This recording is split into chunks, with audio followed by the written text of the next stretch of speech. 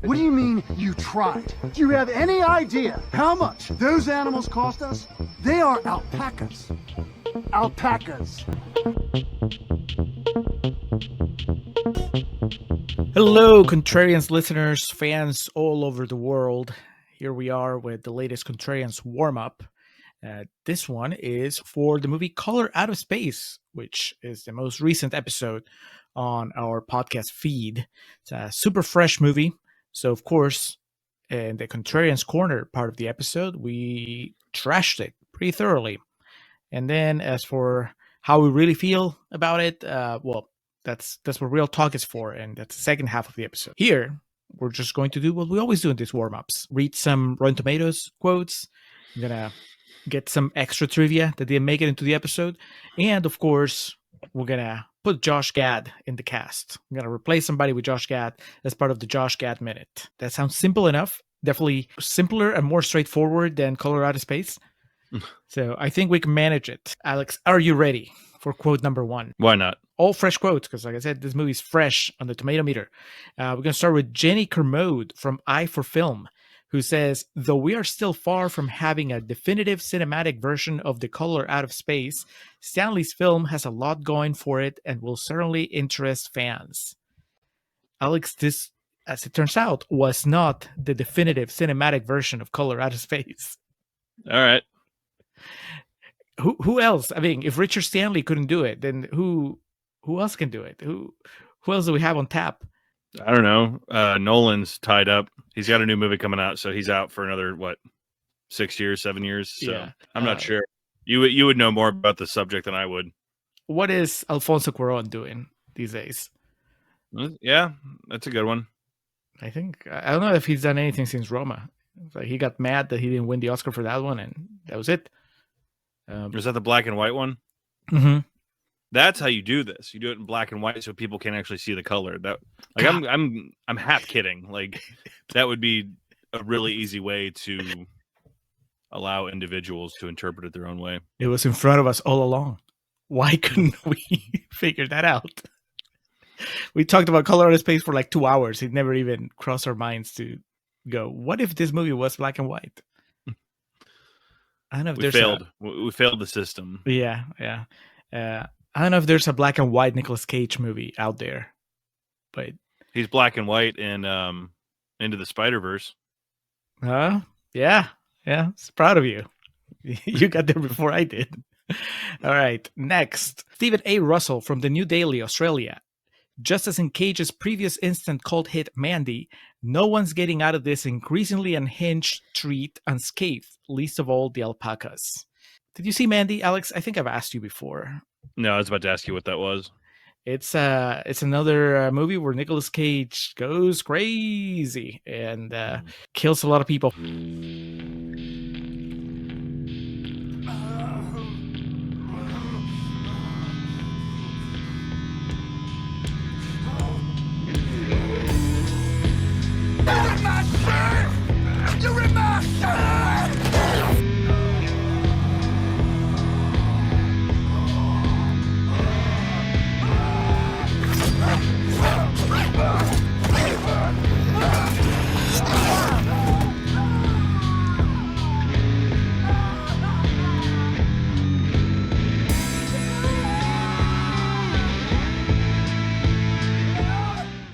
It's kind of like a revenge movie, I guess, because he starts as mild-mannered Nicolas Cage, kind of like in this movie, and then horrible things happen to him, and then he loses it, and then goes looking for revenge.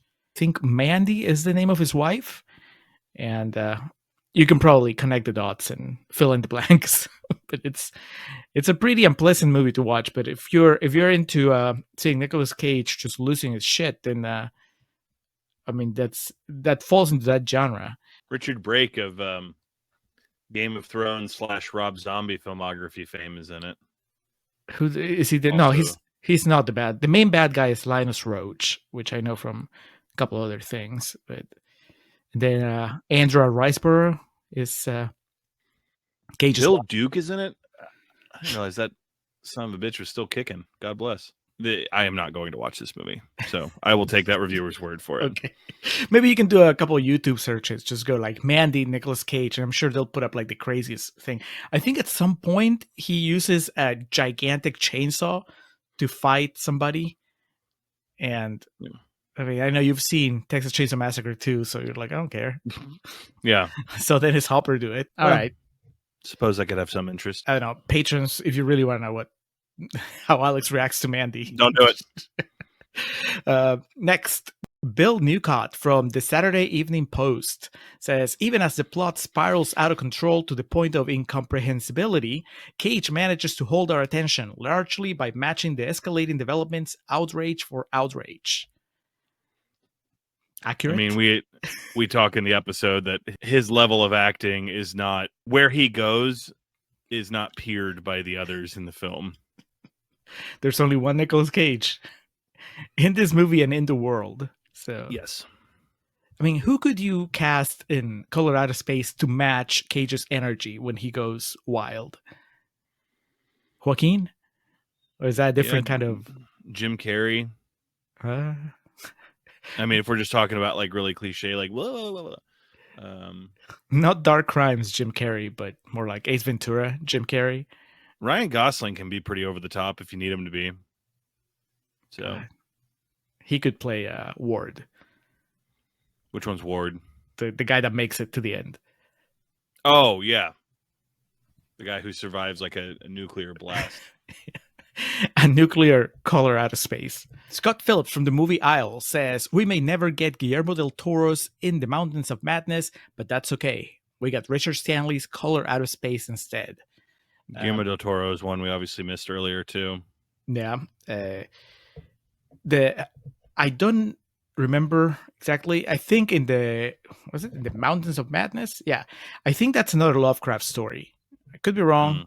I'm sure I'm gonna get crucified in the comments if that's the case, but whatever it is what Del Toro was working on for a while, and then it just the studio pulled out, the funding didn't good. It's just one of those things where it just didn't happen. People were really pumped for it, and it didn't happen. And like his Halo movie. Yes, yeah. Yeah, similarly, I guess, because the Halo movie was going to be that guy that ended up doing District 9, right? Yeah, I mean the story, depending on what version of history you follow, District 9 is when Halo fell through, where like the money that had already been like, and some of the casting, we just went to that because what was the guy's name? Neil Blomkamp? Who was it? Yeah. Blomkamp, I think. Blomkamp. I'm thinking of Noah Baumbach, conflating. Neil Blomkamp, yeah, because that was the thing, right? The first trailer of it was like produced by Peter Jackson or like presented by Peter Jackson.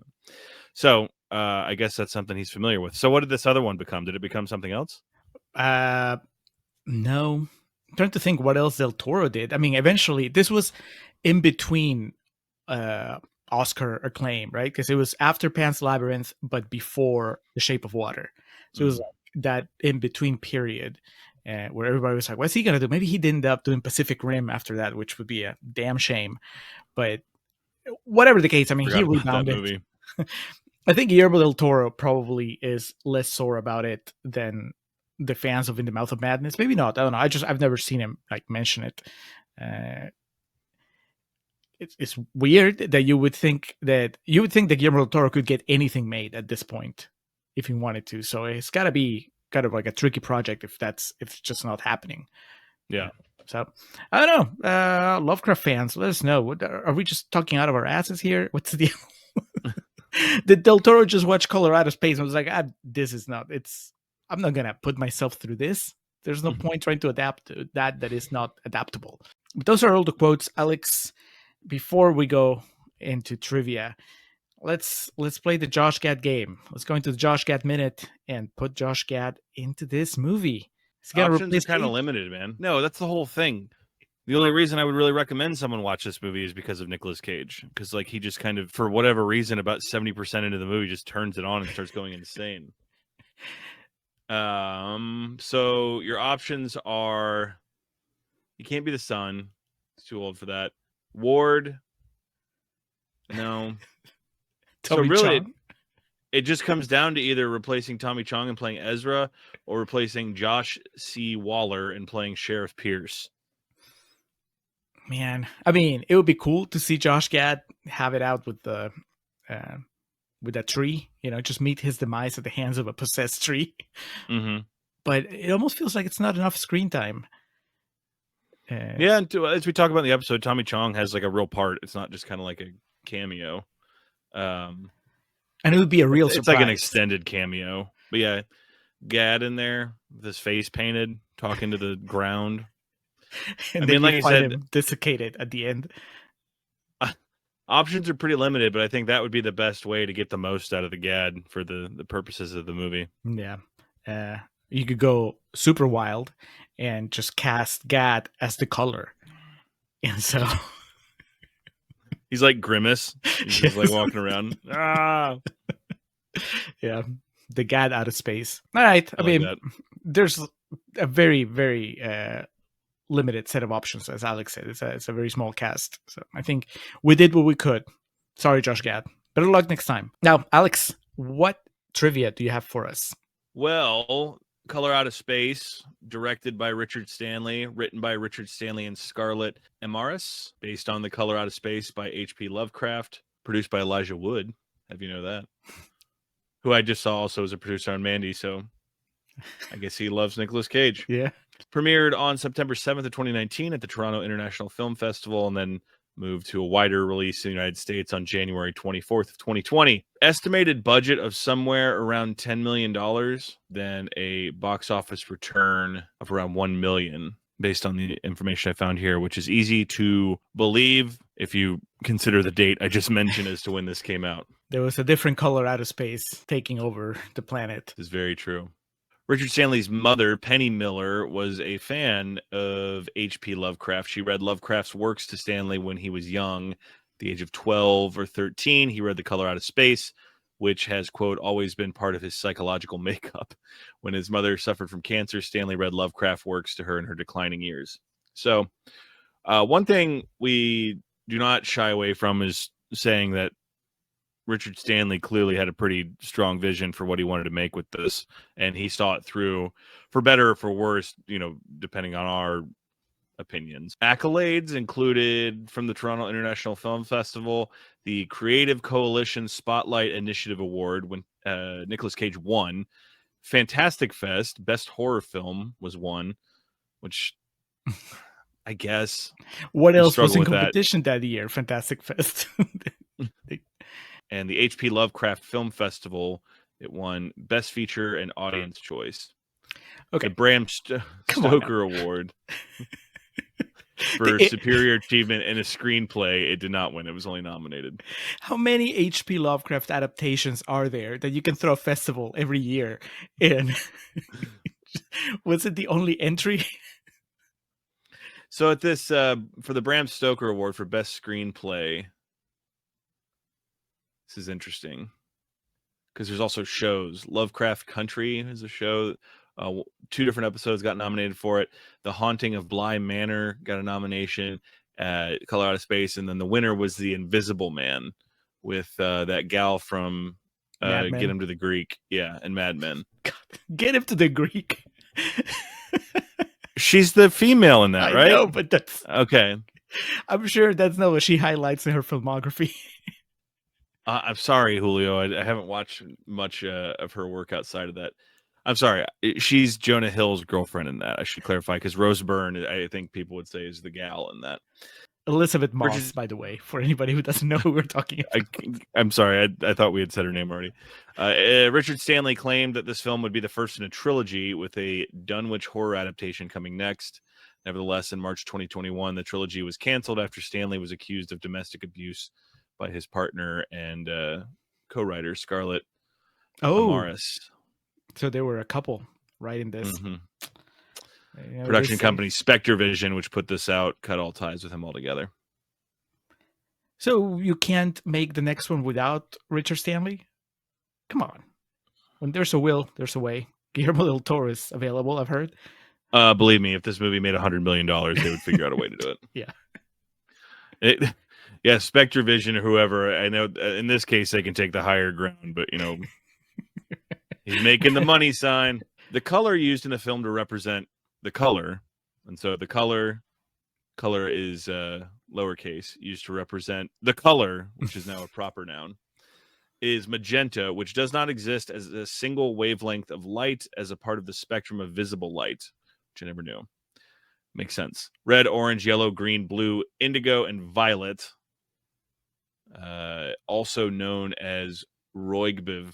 That's I guess, the initials put together. Yeah. Rather, it is an extra spectral color that is only perceived by humans in a specific interaction of the optical rods in the eyes that detect red and blue in specific circumstances to create the magenta in the mind. Since red and blue are associated to evil and good, it means that the color is apart from evil and good to come from another universe where these concepts cannot be applied. I'm sorry. It was a lot cooler before they explained it. I'm just like, that's a cool color. It looks otherworldly. I don't need the rationalization that just kind of took the magic out of it. Well, moreover, it answers our question because we couldn't decide if it was fuchsia or violet or magenta. So I like fuchsia better. I like the word better. But I mean, I understand that you ruined it because you said that you put the idea of a black and white movie just with the color being the color, and now that's really everything else pales in comparison. Have you ever seen Vampires Kiss? That's what Richard Stanley asked Cage to channel. He said it was his favorite movie, and I've never seen that. I've never seen it either, but it's meme city when it comes to Nicolas Cage's performance in that movie. Yeah, that's mainly what I know it from.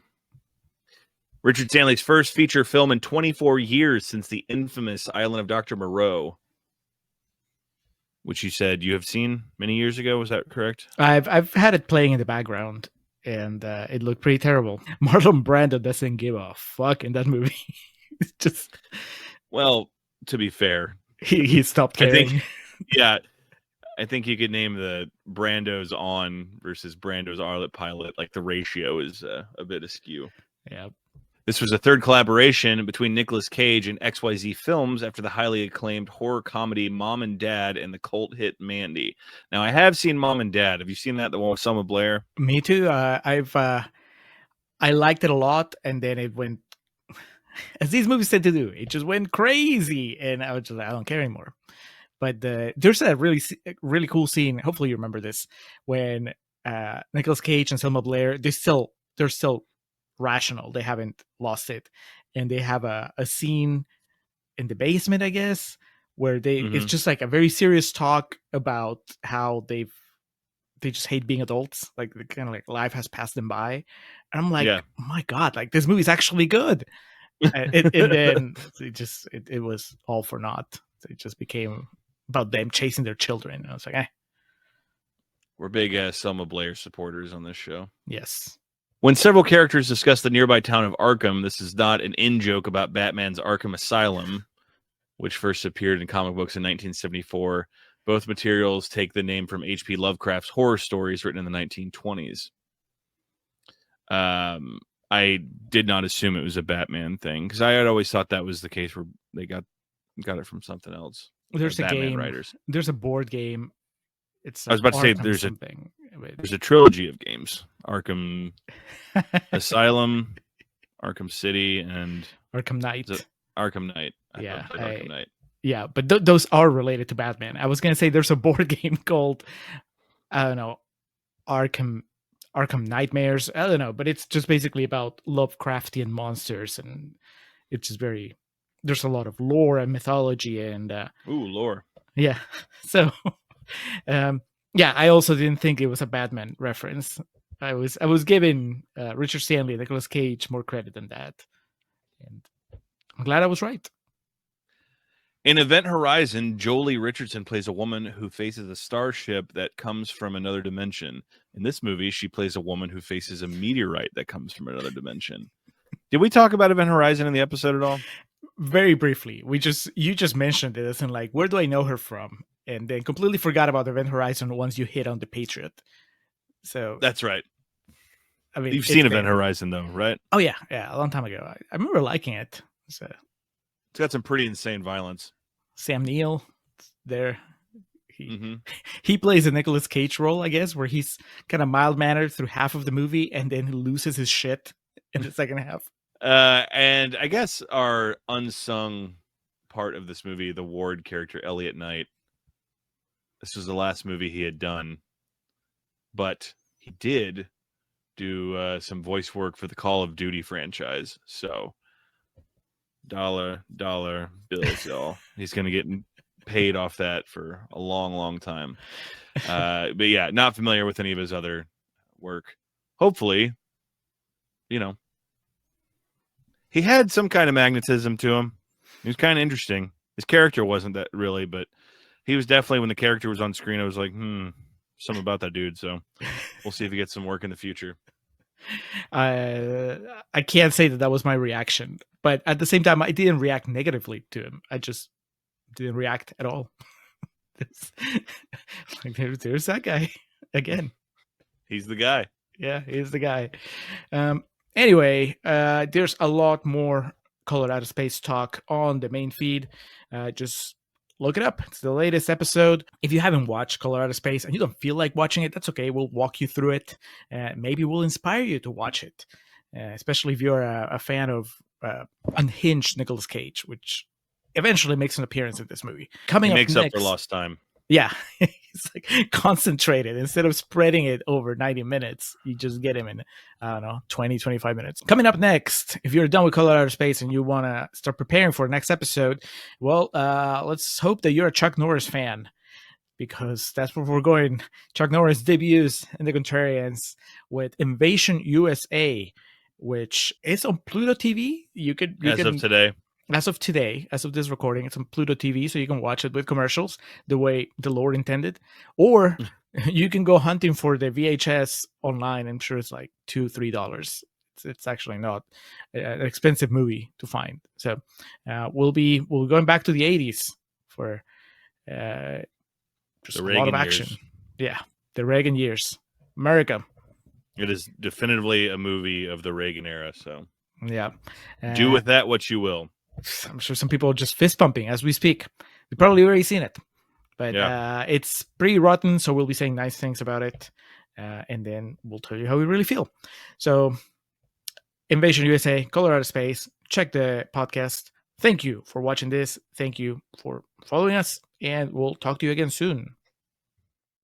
No one eats alpacas. I don't know why you bought them in the first place.